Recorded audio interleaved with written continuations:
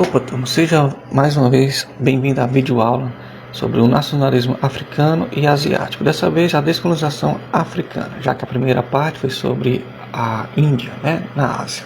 Pois bem, a gente começa aí logo de início para o ano de 1956, tendo 3 estados independentes, a Libéria, a Etiópia e a África do Sul, a minoria branca no poder. Em 1957 para 1962, 29 dos 9 estados independentes, a Namíbia, 1990, e a Eritreia, 1993, tendo os últimos países independentes aí na África. Mas bora conhecer algumas características de como se deu esse processo de independência na África. Vamos começar aí pela Argélia, conflito violento, 1 milhão de mortos pela Frente de Libertação Nacional, mas a massa de muçulmanos locais versus franceses, que tinham aí colônias franceses nessa localidade. Pieds Notes ou Pés Pretos ficaram conhecidos. A Batalha do Arjón, em 1957, foi o maior confronto. Em 1962, armistícios de Évian, a França reconhece a independência da Argélia sob o comando justamente da Frente de Libertação Nacional, tendo o líder como Ben Bella, fazendo com que a Bélgica desistisse da colonização aí na Argélia. E aí começa a ter o seu processo de independência. Partimos então agora para o Congo, a colônia belga, rica em diamantes, ouro e cobre e outros minerais. Em 1960, a Bélgica concede a independência. As pressões populares, o presidente Joseph Kasavubu e o primeiro-ministro Patrice Lumumba, e o movimento nacional congolês, fazendo com que tivesse os primeiros procedimentos para a sua independência. Não dá outra, por quê? Porque justamente a guerra civil Katanga e Kassai e os movimentos separatistas entre as províncias ricas e minerais financiadas por belgas. Em 1961 é assassinado Patrice Lumumba. Em 1965 o general Mobutu Sese Seko, que tinha como apoio os Estados Unidos, torna-se um ditador e o país muda de nome para a República do Zaire. Mas na década de 90, justamente em 1997, Laurent Kabila depõe Mobutu e o país voltou a adotar o nome de República Democrática do Congo, justamente porque os Estados Unidos não estavam mais apoiando essa ditadura aí, do qual o general Mobutu Sese Seko já vinha sobrecarregado disso tudo. Partimos então agora para a África Portuguesa, porque em 1974 a Revolução dos Cravos foi o movimento militar que derrubou a ditadura salazarista e implantou a democracia em Portugal. Fim da ditadura desarticula o Império Colonial, porque não tinha mais necessidade de Portugal ter a colônia aí na África, já que o processo que estava acontecendo no seu próprio país não tinha mais como ter os gastos em outra colônia. Então era melhor investir e restabelecer a questão econômica e financeira do seu próprio país com o fim da ditadura em Portugal. Certo? Então a gente parte agora para a África do Sul. Na África do Sul a gente vai de 1910 a União Sul-Africana, onde tinha ingleses mais africandeires, que era o quê? Os descendentes de holandeses, alemães e franceses que dominavam essa parte da África aí, do Sul. As leis segregacionistas que tinha como hegemonia dos brancos, em 1948 foi oficializado de vez aí o apartheid, a separação. Daniel Malan. Que separação era essa? Era entre brancos e negros, fazendo com que a África ficasse dividida. Vejam bem, dentro dessa separação não caiu muito bem para os próprios negros na África, porque a criação do Batustunes, que era a divisão tribal, confinamento dos negros em 13% do seu próprio território, como vocês veem aí na parte verde do mapa, era onde os negros tinham o seu poder de domínio. Porém, com bastante restrições desse domínio branco europeu que mantinha aí na África do Sul. Então a gente parte para os movimentos que começaram a acontecer para que a África do Sul tivesse a sua independência de novo. Pois bem, o Congresso Nacional Africano, organização negra que liderou a resistência ao apartheid, e tendo seu líder como Nelson Mandela. Em 1950, a desobediência civil causou protestos e, em 1960, o massacre de Sharper Valley, tendo como 69 negros mortos e 180 feridos. Em 1962, a ilegalidade justamente do Congresso Nacional Africano causou então a Mandela a prisão perpétua, porque ele foi acusado também de terrorista por seu atentado, no qual ele fez um protesto, mas desse protesto causou a morte de pessoas inocentes e feridos também. Um processo aí que não caiu muito bem para Mandela de início, para fazer com que esse apartheid desaparecesse da África e a África do Sul, na verdade, tá certo? Então a gente parte aqui para o que vai acontecer na década de 80 para acabar com esse sofrimento africano. Em 1980, companhias internacionais condenam o apartheid, que são essas sanções. Em 1984, as revoltas populares intensificam a ampla repressão por conta dos movimentos que já vinha acontecendo na década de 70, né, com o massacre de Soweto, onde crianças foram mortas pelos protestos aí. Em 1990, a CNA recupera a legalidade e Mandela é solta. Em 1994, a revogação de leis racistas. Mandela é eleito presidente, porque já tinha começado esses movimentos com o Congresso Nacional Africano desde os anos 50 para a década de 60. E ele foi eleito presidente aí da África no seu contexto em geral. A África do Sul ganha sua liberdade na década de 90 dos outros países aí que tinha a dominação, e o apartheid é aí eliminado de vez na África do Sul. Nesses conflitos a gente vai passando a perceber que ainda permanece nos dias de hoje, porém menos, mas permanece. Bom, turma, é com essas características, com esses tópicos que a gente vai finalizando aqui esse capítulo, tá certo?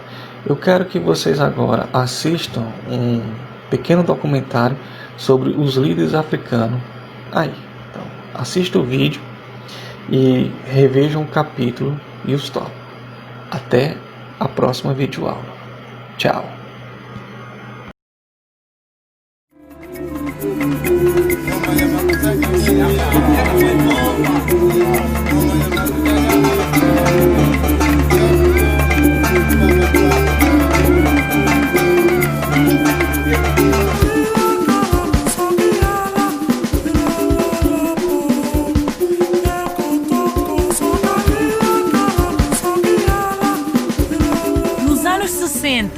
Surgiram grandes líderes africanos que marcaram a história com as suas ideologias e os seus movimentos.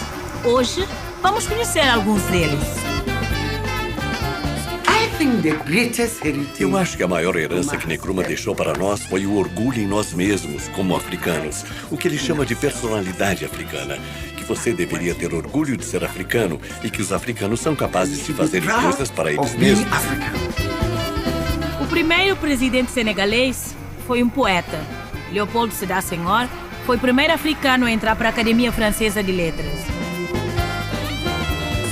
O homem deve pensar pela sua cabeça e deve poder andar pelos seus próprios pés. Eu repito, ele antecipou os discursos de hoje, modernos, que falam em sociedade do conhecimento. Conhecimento como força produtiva essencial. Somente homens livres podem negociar. Prisioneiros não podem fazer acordos. Sua liberdade e a minha não podem ser separadas.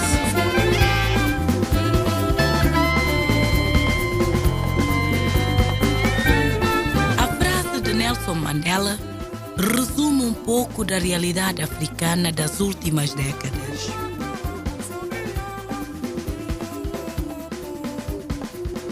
As lutas, revoluções, golpes e conflitos em países africanos são parte de um processo pelo qual a Europa e as Américas passaram séculos atrás. O Nova África está começando.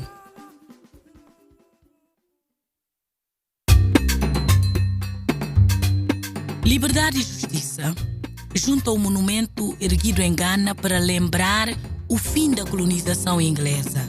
Está o busto do idealizador e líder do movimento de independência ganense, Kwame Nkrumah.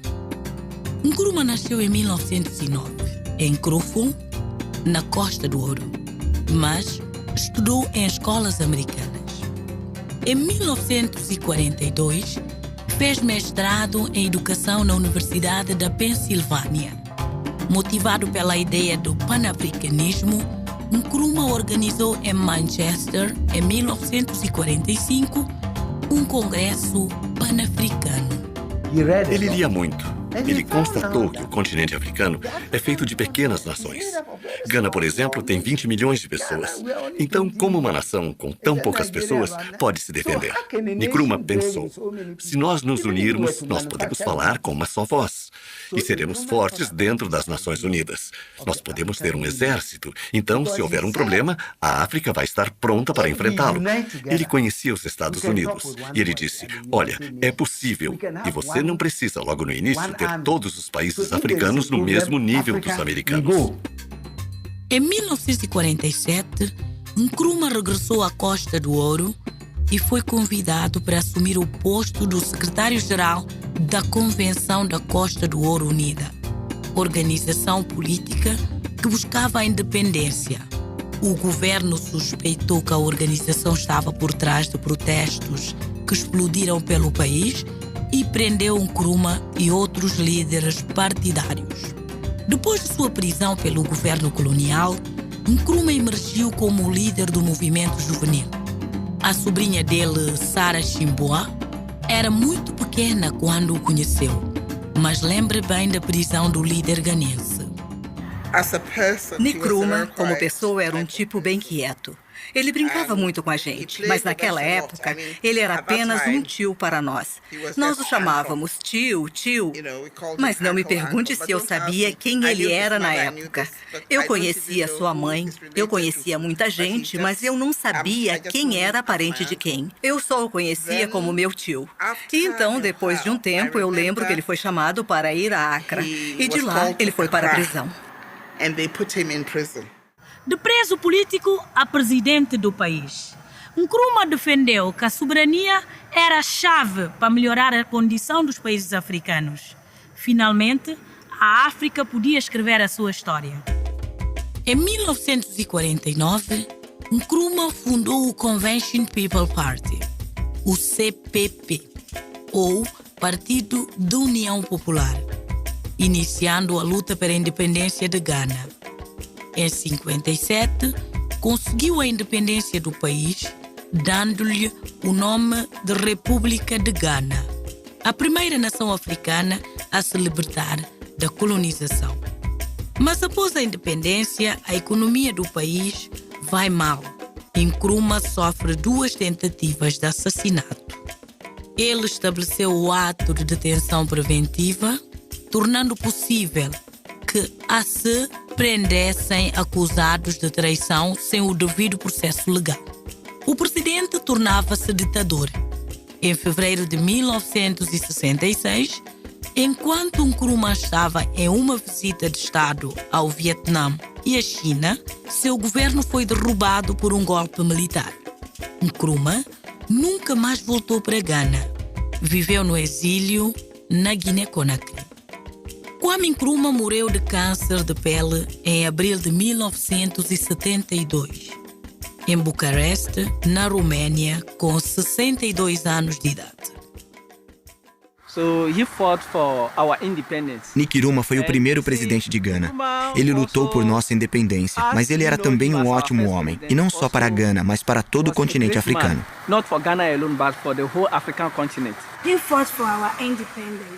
Ele lutou pela nossa independência.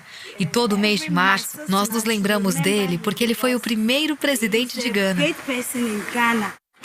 Eu acho que a maior herança que Nkrumah deixou para nós foi o orgulho em nós mesmos, como africanos. O que ele chama de personalidade africana. Que você deveria ter orgulho de ser africano e que os africanos são capazes de fazerem coisas para eles mesmos. E não há diferença entre o homem negro e o branco. Tudo depende de sua consciência. Nkrumah deixou essa autoconfiança no povo negro para continuar indo para frente e não desistir. Na verdade, se você persiste no que você quer fazer, você não desiste. Dizendo que mesmo se houver tempos difíceis onde você cai no chão, você deve se erguer e levantar. Em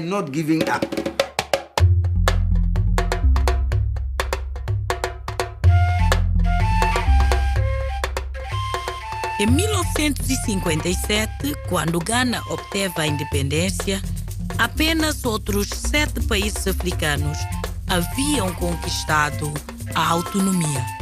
Todo o restante do continente permanecia sob o controle das potências europeias. 3 anos após Gana se libertar do colonialismo britânico, foi a vez da França perder uma das suas colônias na África.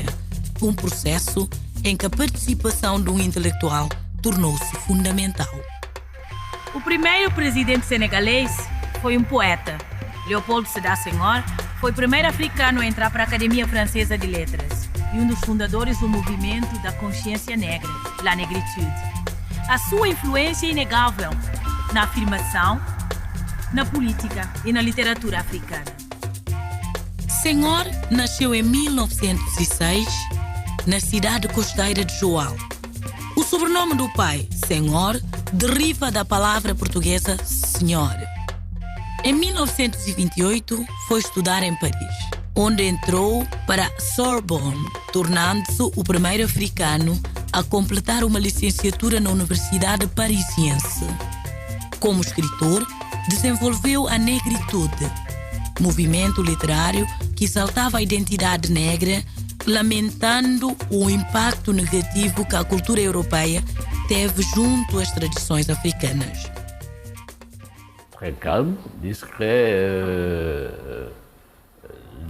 Ele era muito calmo, discreto, digno, metódico e com uma educação impecável.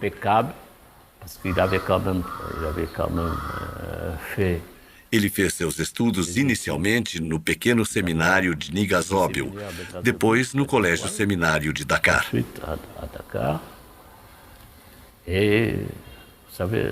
É uma instituição muito rigorosa. Ele foi embora para a França com 22 anos, onde foi educado nesses hábitos de rigor, de habilidade. Isso fez dele o pai da nação senegalesa, trazendo para nós a organização e o método.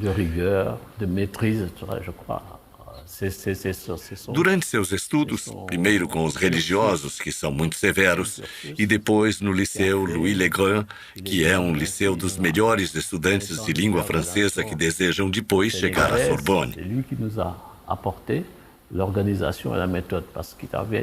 Durante a Segunda Guerra Mundial, ele esteve preso por 2 anos num campo de concentração nazista e só depois do fim da guerra é que os seus ensaios e poemas seriam publicados.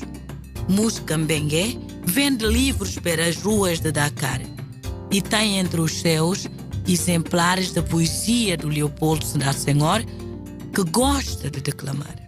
O dia inteiro, nos longos trilhos estreitos. Vontade inflexível no langor de areia, através do Caior-Baol e da secura, onde se torcem os braços e os baobás com angústia.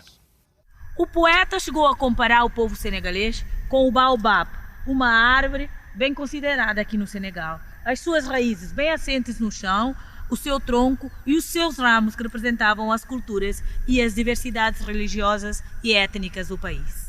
Entre 1948 e 1958, Léopold foi deputado senegalês na Assembleia Nacional Francesa, sendo o primeiro negro a ocupar o cargo de deputado no Parlamento. Quando o Senegal foi proclamado independente, em 1960, por conta de um apelo feito por Léopold ao então presidente da França, Charles de Gaulle, Senghor foi eleito por unanimidade presidente da nova república. Ficou no cargo até final de 1980, graças a reeleições sucessivas. Senghor a été éduqué, je vous l'ai dit tout à l'heure, dans les universités. Senghor foi educado em universidades francesas e lá ele havia aprendido sobre o que era a democracia. E quando ele, um pouco antes de se tornar presidente da República, ele ajudou os senegaleses a compreenderem que a guerra não leva a nada e de que não serviria para nada adquirir o poder pela guerra. Os outros dirigentes africanos criticavam o pacifismo dele. Senghor era um revolucionário, mas não um revolucionário violento. O que ele queria não era um combate com o colonizador. Ele queria uma espécie de vida comum, uma comunhão com o outro. Ele teorizou isso com o que chamava de a civilização do universal. Ele sonhava que brancos, negros e amarelos pudessem se unir para criar a civilização do universal. Nela, todos os povos seriam atraídos não pela guerra, mas pela conversa, pelo diálogo. Em 1980, Léopold Sédar Senghor deixou o poder por vontade própria. 4 anos depois, se tornou o primeiro negro a entrar para a Academia Francesa de Letras. Teve o nome lembrado várias vezes como candidato ao Prêmio Nobel de Literatura. Morreu aos 95 anos, em 2001, na Normandia, França. Desde então, é lembrado como um dos grandes líderes do continente africano e do mundo.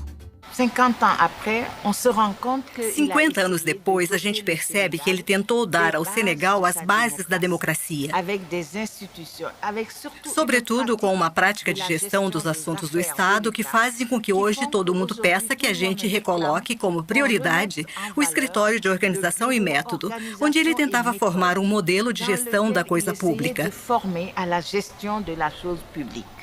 Senghor hoje tem só uma casa no Senegal, em Dakar, que se chama Les Dents de la Mer, os dentes do mar. Aí vocês podem perceber que poucas pessoas que ficaram 20 anos no poder podem dizer que depois disso só tem uma casa.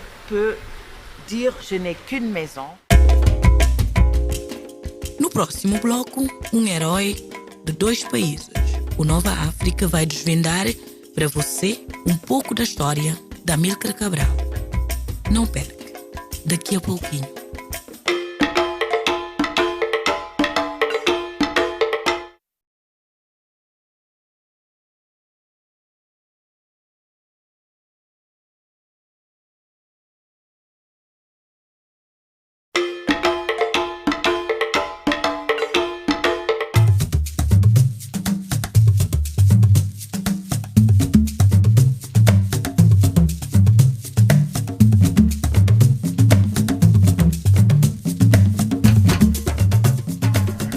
O Brasil vivia as suas primeiras décadas de ex-colônia, a África começava a ser explorada pelos europeus.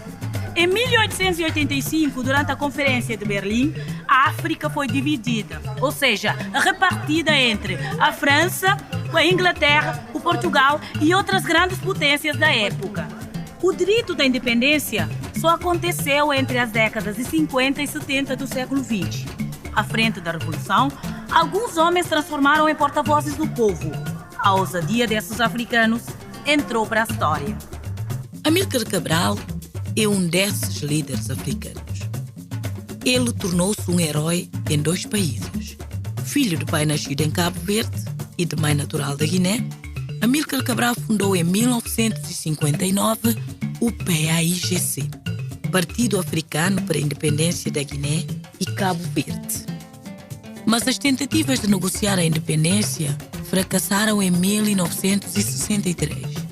Ele liderou a luta armada pela libertação dos 2 países do colonialismo português. O Amílcar Cabral foi um líder africano. Cabral é o pai da independência. Cabral é o pai de todos os cabo-verdianos, todos os africanos em si, pode-se dizer. Por causa dele que eu estou cá, vivo. O escritor e pesquisador Lourenço Gomes conviveu com Amílcar Cabral. O líder político também era agrônomo e conheceu a fundo a realidade e o sofrimento do povo na época da colonização. Em 52 acaba o curso, começa a desenvolver as suas atividades como agrônomo, é enviado à Guiné-Bissau, onde começa a ter contactos com a realidade guineense, a realidade que se vivia na Guiné num contexto de colonização. Em 1956 funda o PAIGC, com mais camaradas que lhe rodeavam. Em 60 fixa definitivamente residência na Guiné-Bissau e começa a desenhar o percurso que havia de ser a luta armada de libertação nacional. Amílcar Cabral tinha consciência que poderia vencer aquela guerra, mesmo nas condições que nós podemos ver hoje, que seriam condições de grande adversidade, mas que, felizmente, ele conseguiu ultrapassar. A viúva de Amílcar Cabral, Ana Maria Cabral, vive hoje em Cabo Verde. Ela participou da luta pela independência e lembra que, no início, o casal sonhava apenas com o afrouxamento do regime colonialista português. Houve uma altura em que houve em Bissau um massacre, conhecido pelo massacre de Pindiquiti, foi no dia 3 de agosto de 59, em que mataram vários trabalhadores do Porto, que se protestaram contra as más condições de trabalho, o salário, etc. E foram reprimidos pela polícia e os militares. A partir daí eles disseram não. Nós não podemos continuar com esse tipo de luta.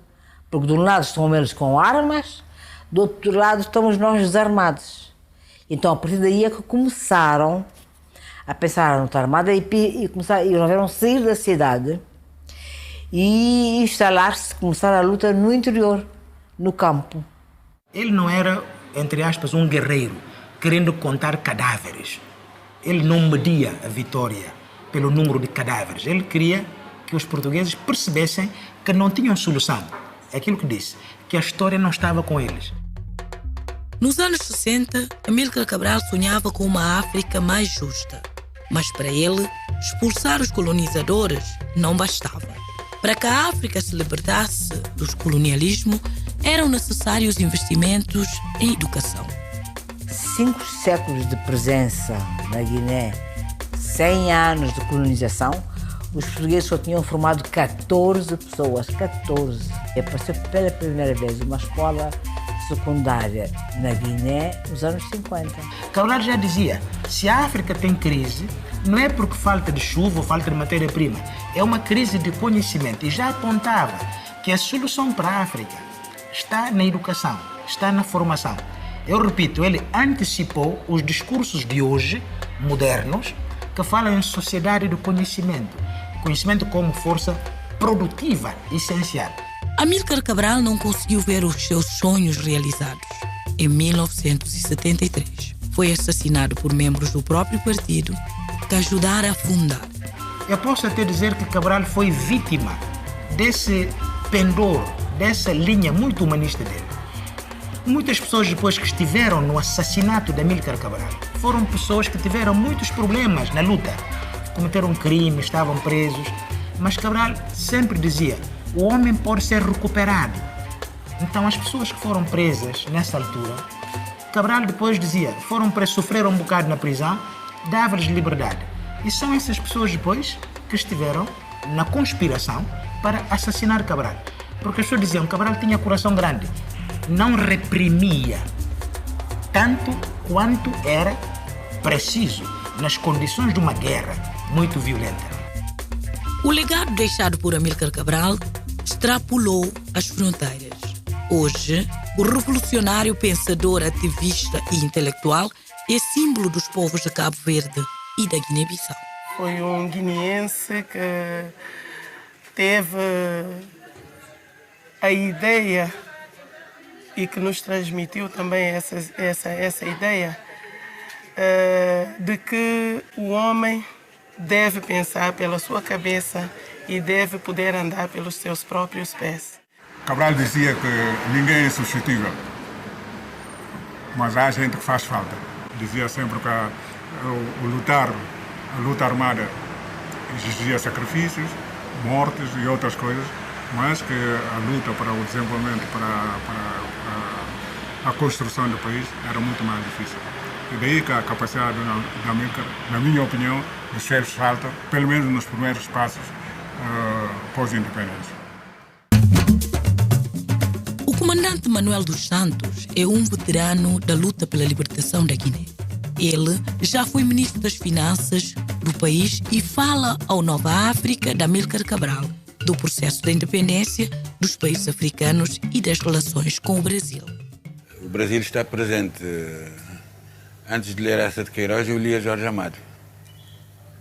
Há uma influência cultural enorme do Brasil aí. E eu penso também que o Brasil terá sofrido alguma influência que chegou ao Brasil vinda de Portugal via Cabo Verde. Agora, no nosso mundo globalizado e atual, em que os interesses mandam mais do que tudo, é preciso que nós sejamos capazes de fazer valer essas relações e de desenvolvê-las. Mesmo que economicamente não haja grandes negócios atrás. Agora, ele dizia que nós tínhamos que desenvolver a nossa cultura, tínhamos que expurgar a nossa cultura de todos aqueles traços negativos e ir buscar a outras culturas aquilo que nós precisamos e fazer desses valores nossos também. Fazer dos valores externos que nós vamos procurar, fazê-los nossos também, assimilá-los à nossa cultura. Cabral não era nenhum nacionalista estreito, antes pelo contrário, Cabral era um homem, um universalista. E ele via sempre a Guiné e Cabo Verde inseridos no mundo, não como coisas isoladas. Se Cabral não tivesse morrido, as coisas hoje seriam bem diferentes.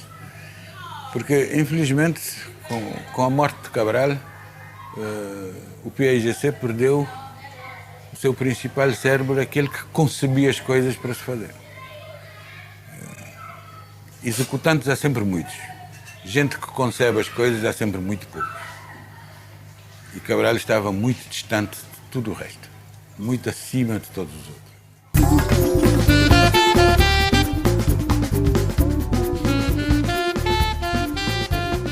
Na Guiné-Bissau, a produção de panos artesanais é uma tradição. Aqui, eles são chamados de panos de pente. O nome vem dessa parte do tear usado no país.